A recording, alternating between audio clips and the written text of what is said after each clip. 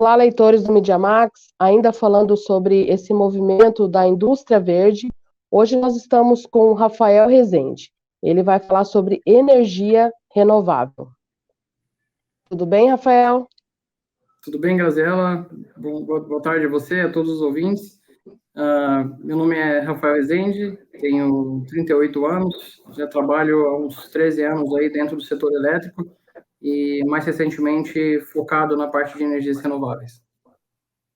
É um grande prazer te receber aqui, Rafael. Eu sei que grande parte da sua carreira você esteve estudando em Campo Grande, mas também esteve na China, e agora você atualmente mora em Curitiba e percorre o país, né, fazendo vistoria em usinas e tudo mais. Então a gente vai entender um pouquinho mais. Você pode falar assim um pouquinho dessa sua trajetória rapidamente? Bom, eu comecei no setor elétrico há 13 anos, como eu falei, trabalhando principalmente na área de transmissão de energia, mas desde muito cedo eu já tinha identificado que essa área de energia ela está migrando muito para o setor de renováveis, então eu acabei fazendo uma MBA na Universidade de Pequim, na China, buscando focar nessa parte de renováveis também. E aí, desde então, eu consegui fazer essa migração e já faz alguns anos aqui que eu estou focado especificamente na parte de renováveis, na operação de usinas eólicas e solares. Muito bom. Então, esse tema aí, que é o tema do momento, né? A gente vai ouvir falar muito ainda em energia renovável. Então, de uma forma conversada, tranquila, vamos explicar aí para a população o que é a energia renovável e como nós chegamos até ela. Bom, a energia renovável é energia produzida através de fontes que se renovam com o tempo, né? Existem algumas dessas fontes que elas são consideradas mais sustentáveis, por exemplo, como fontes eólicas e através de radiação solar, que são fontes de grande abundância na natureza. Algumas delas consideradas não tão renováveis, como a questão da biomassa, porque ela tem uma capacidade limitada a produção da biomassa, né? Mas, de maneira geral, todas elas têm essa mesma característica de se renovarem ao longo do tempo.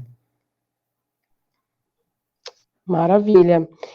Rafael, como que é a sua rotina de trabalho e em que momento entra ali a energia renovável? Bom, eu trabalho numa multinacional no Brasil que tem a concessão e faz a operação de grandes usinas eólicas e solares, né, espalhadas aí pelo país. O nosso trabalho de energias renováveis, a gente respira energias renováveis ali praticamente todos os dias, porque junto com a nossa equipe de operação e manutenção, a nossa função ela é prover, né, a manutenção de aerogeradores, inversores de frequência, né, que são especificamente a parte de geração, mas também a gente faz a manutenção ali das subestações, das linhas de transmissão que fazem o escoamento dessa energia, conexão com o sistema elétrico brasileiro. Então, a nossa função é buscar, né, aumentar cada vez mais a disponibilidade desses equipamentos para que a gente possa gerar o máximo de energia possível dentro dessa nossa capacidade instalada. Então, a nossa fonte, por ser renovável, faz parte do nosso dia a dia, né? Certo. Você falou bastante a nível de Brasil, né? Aqui em Mato Grosso do Sul, você já chegou a vistoriar usinas, algo do tipo? Sim, já tive uma experiência no estado do Mato Grosso do Sul. Quando a gente fala de energias renováveis no estado de Mato Grosso do Sul, eu acho que a gente tem algumas características marcantes, né, na questão de exploração de energias renováveis. Eu posso citar primeiro a questão hídrica, né, pelo fato do estado ser um estado com uma bacia hidrográfica bastante capilarizada, então possibilita a gente ter recursos de usinas de grande porte e pequeno porte, como as PCHs, que a gente chama, né, que são usinas de pequeno porte. Tem também, a gente pode citar a parte solar, né? É óbvio que no Brasil, né, o mapa de radiação solar ele é mais forte na região Nordeste, que gera em torno de 2.400 kWh por metro quadrado ano. Porém, no Nordeste, a gente, por conta da questão de vários investimentos que estão sendo feitos, né, o sistema de transmissão elétrico brasileiro está começando a ter gargalos. Então, alguns projetos desses estão sendo deslocados ali para outras regiões. A região centro-oeste ela tem sido um grande foco. E Mato Grosso do Sul, mais especificamente na região norte e nordeste, a gente tem uma região com grande radiação, em torno ali de 1.800 a 2.000 kWh metro por metro quadrado ano, né? Então é muito próximo ali da região do Nordeste, e alguns projetos estão começando a vir para cá. Haja visto agora em Cacilândia, em Paranaíba, tem nesse exato momento 2 grandes projetos de energias solares em desenvolvimento, né? Uma característica dessas energias renováveis de matriz eólica e solar é que elas são um pouco intermitentes, né? Elas só geram energia quando você tem vento e quando você tem sol. Então, você não pode contar com essa matriz uma porcentagem muito grande da tua rede. E aí, nesse contexto, no estado de Mato Grosso do Sul, a gente pode falar também da parte de biomassa, porque é uma energia muito mais estável, né? Porque você, através da queima de biomassa, você faz uma queima controlada e você consegue ter uma energia que você possa produzir dia e noite. Então, essa é uma matriz um pouco mais estável. E o estado de Mato Grosso do Sul também se destaca bastante nessa matriz de geração. E, por último, a gente pode citar também no estado um potencial muito grande na parte de biogás, né? E aí, aliado à agricultura, agricultura, então, eu creio que esses são os grandes potenciais aí do estado do Mato Grosso do Sul. Agora, Rafael, falando a nível industrial, estamos num estado muito diversificado em indústrias, né? Você mesmo já atuou na FIEMS e desenvolveu um projeto voltado em energia renovável. Como foi esse projeto? Bom, a FIEMS, por si só, ela é um grande indutor de energia, de projetos de energias renováveis no estado de Mato Grosso do Sul, né? Já vista que a gente pode afirmar com certeza que grande parte dos projetos de geração renováveis distribuídas, elas passaram pela FIEMS. A FIEMS ela tem um trabalho muito forte na área de eficiência energética, otimizando ali o consumo, otimizando e reduzindo o consumo, né, de energia de grandes usinas, de grandes consumidores. Então, como eu disse ali, boa parte desses projetos de energias renováveis passaram pela FIEMS. Uma outra área bastante interessante que a FIEMS criou recentemente é justamente uma área que identifica todos esses grandes consumidores e alia isso também com a outra ponta, né, com todos os investidores que querem investir em usinas solares, por exemplo, e ajuda a viabilizar todo esse negócio. Então, além de ser um grande indutor de geração de negócios na área de energias renováveis mais focado em solar, a FIEMS também criou um grande ecossistema que permite toda a gestão desse portfólio de projetos de usinas. Então, ela oferece serviços de gestão, o acompanhamento de crédito, toda a questão burocrática, vamos assim dizer, mas também provendo serviços, né, de operação, através de um centro de operação que foi criado, e também provendo manutenção, para que o investidor ele possa ficar tranquilo de ter a sua usina com a manutenção correta e com todas as questões técnicas sendo levadas em consideração. Quando você atuou lá, você desenvolveu um projeto, né? Sim, foi justamente esse projeto, né, específico para a gente criar esse ecossistema de suporte à instalação de usinas solares distribuídas. Então, o fato da gente criar esse suporte na questão de operação, manutenção, gestão dos créditos, ele dá ao investidor e também ao cliente toda a garantia de que os processos todos vão ser levados em consideração, tanto as questões burocráticas como técnicas desses projetos. Certo. Rafael, muito se fala na eletrificação de veículos, né, como uma fonte de redução de emissões de carbono, de forma a garantir processos de usos energéticos mais renováveis. Nesse contexto, como que você vê esse cenário a nível Brasil e como o Mato Grosso do Sul também se posiciona nesse cenário? Eu vejo que a questão de eletrificação dos carros por si só, ela não resolve sozinho o problema, né? Porque, por mais que, obviamente, esses carros elétricos eles não geram poluição, a gente tem que observar toda a matriz elétrica que produz energia que vai carregar as baterias desses carros. Então, se você tem uma matriz poluente que vai produzir energia desses carros, então, basicamente, a gente não resolve o problema, né? Eu creio que no Brasil a gente vai ter uma dinâmica um pouco diferente de países como países da Europa, América do Norte. Primeiro, por conta de uma questão de particularidade do nosso país, né? Nós temos alternativas de melhor custo-benefício e também por conta de algumas limitações, né? Eu vou citar, por exemplo, a questão de um carregador rápido ali dessas baterias de veículos elétricos, né? A gente tem ali esses carregadores rápidos, em média, com uma potência de 60 kW. Para você ter uma ideia, é como se a gente tivesse mais de 10 chuveiros ligados em paralelo durante 1 hora.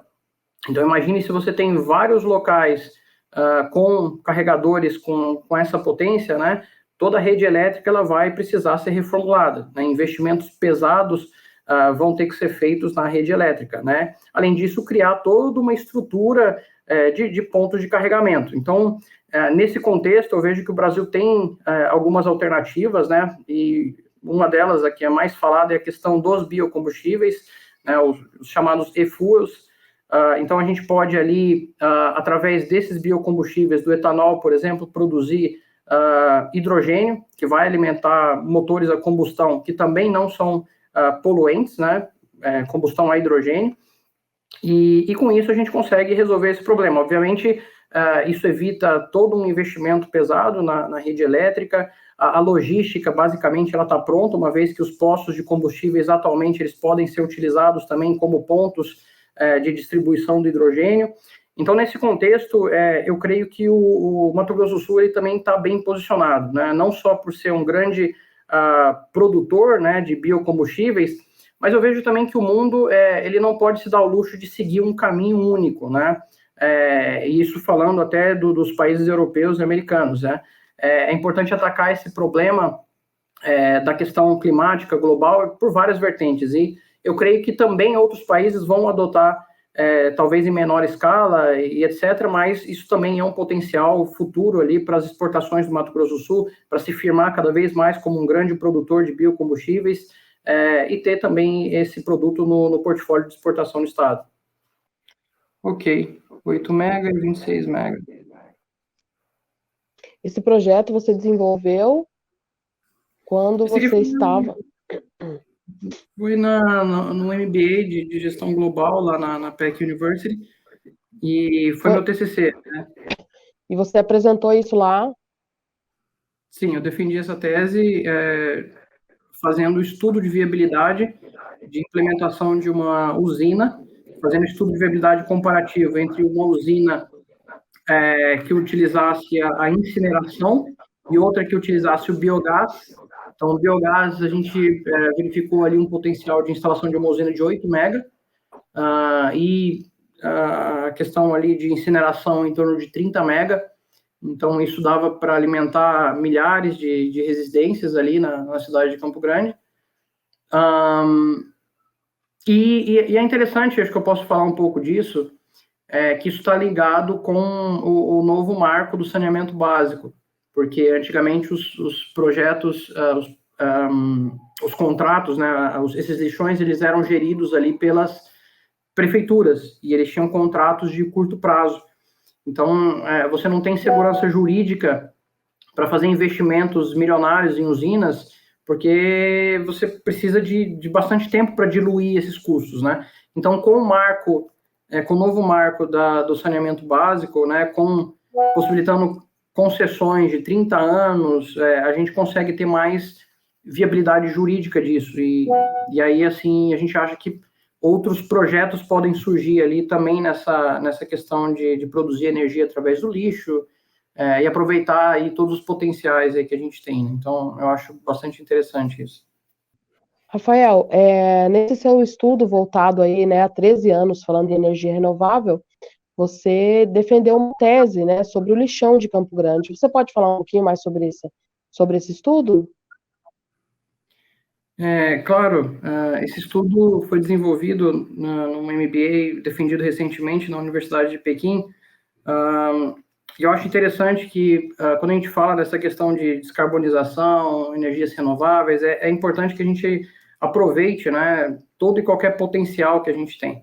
E um dos potenciais que eu vejo bastante interessante é a produção de energia através do lixo, né? Então, nesse estudo, especificamente utilizando como referência o lixão de Campo Grande, foi feito um estudo de viabilidade técnico e econômica de implementação de usinas. Então, foi feito um comparativo entre fazer a produção de uma usina utilizando o biogás, né, o metano, né, e uma usina de incineração. Então, no primeiro estudo, a gente, com a utilização do gás, a gente conseguiria ter uma usina de 8 megas, no segundo, uma usina de 30 megas, que por si só já é suficiente para alimentar milhares de casas. Então, eu vejo essa questão da utilização do lixo como um grande potencial, principalmente agora, após o novo marco do saneamento básico, né?